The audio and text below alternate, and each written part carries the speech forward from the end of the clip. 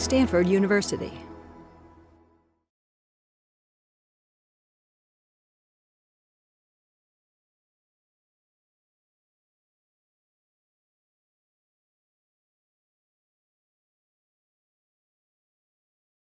So Bill Leidy, the link of scandal and innovation in the literary world. This is the sole reason I came to this event, because the word scandal gets the journalists going immediately. So I'm really looking forward to this one.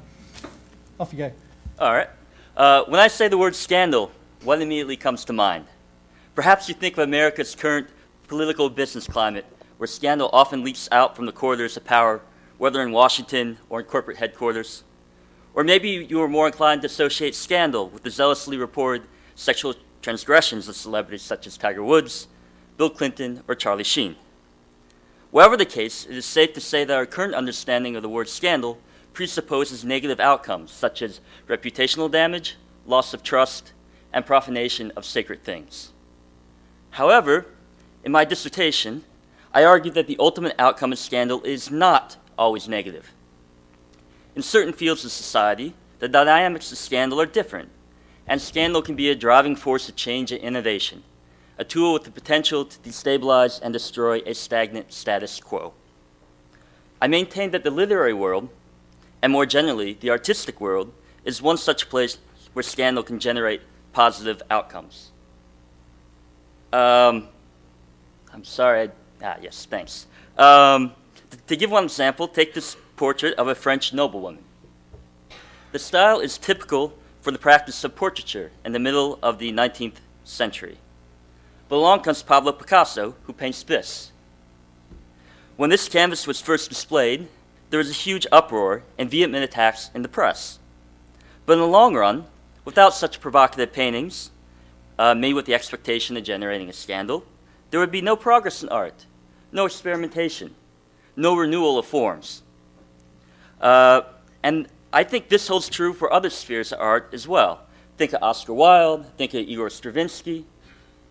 And recognizing the scandal is an integral part of both the artistic practice and the artistic persona of innovative avant-garde artists helps us understand why they can behave scandalously without risk to their reputation. In fact, they often augment it through such behavior, whereas politicians, whose field has different rules, must avoid social disturbances at all costs in order to maintain their symbolic power. So, if scandal is linked to innovation in art, how can we predict whether a certain transgression will succeed? Well, in my dissertation, I examined the cultural codes and other external factors that exert a massive influence on the reception of provocative art. These include the particular cultural context, the structure of political power, the presence of new forms of media, and the popular narratives that dominate society's imagination. An effective avant-garde artist, just like the effective marketing executive, understands these codes. And when the artist successfully harnesses the power of scandal, it bestows upon its creator influence in the art world and/or broad popularity. The latter leads to wealth. The former leads to something sociologists call cultural capital. Possessing cultural capital gives provocative artists, such as Picasso, the power to enact shifts in dominant artistic forms, which makes them and the scandals they create the engines of innovation in the world of art. Thank you.